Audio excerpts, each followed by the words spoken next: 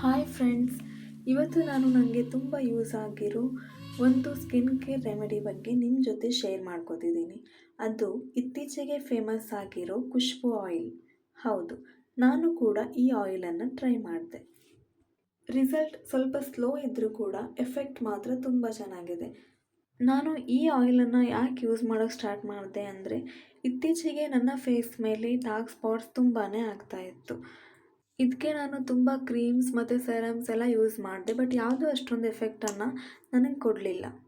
So ಇದನ್ನು try ಮಾಡೋಣ ಅಂತ ಈ ಆಯಿಲನ್ನು ಪ್ರಿಪೇರ್ ಮಾಡಿದೆ. ಈ ಆಯಿಲನ್ನು ನಾನು ಹೇಗೆ ಯೂಸ್ ಮಾಡ್ತೀನಿ ಅಂದರೆ, ಮಾರ್ನಿಂಗ್ ಫೇಸ್ ವಾಶ್ ಮಾಡಿದಾಗ ಈ ಆಯಿಲನ್ನು ಅಪ್ಲೈ ಮಾಡಿರ್ತೀನಿ. ಹಾಗೆ ಸ್ವಲ್ಪ ಹೊತ್ತು ಮಸಾಜ್ ಕೂಡ ಮಾಡ್ಕೊತಿರ್ತೀನಿ. ಆಮೇಲೆ ಸ್ನಾನ ಮಾಡುವಾಗ ಕ್ಲೀನಾಗಿ ವಾಶ್ ಮಾಡ್ಕೊಂಡಿರ್ತೀನಿ.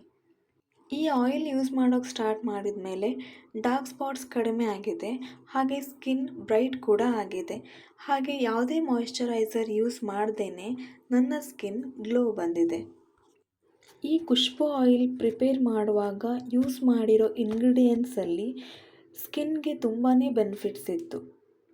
ನಾನು ಈ ಖುಷ್ಬು ಆಯಿಲನ್ನು ಹೇಗೆ ಪ್ರಿಪೇರ್ ಮಾಡಿದೆ ಅಂತ ನಿಮಗೂ ಕೂಡ ತಿಳಿಸ್ಕೊಡ್ಬೇಕು ಅಂದರೆ ಕಮೆಂಟ್ ಮಾಡಿ ತಿಳಿಸಿ.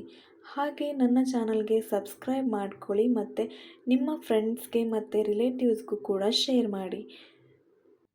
ಯಾರಿಗೆಲ್ಲ ಡಾರ್ಕ್ ಸ್ಪಾಟ್ಸ್ ಆಗಿದೆಯೋ ಅವರು ಇವಾಗಲೇ ಈ ಆಯಿಲನ್ನು ಪ್ರಿಪೇರ್ ಮಾಡ್ಕೊಳ್ಳಿ. ನನ್ನ ಚಾನಲ್ಗೆ ಸಪೋರ್ಟ್ ಮಾಡಿ. ಹಾಗೆ ಈ ವಿಡಿಯೋ ಪೂರ್ತಿ ನೋಡಿದ್ದಕ್ಕೆ ಥ್ಯಾಂಕ್ ಯು.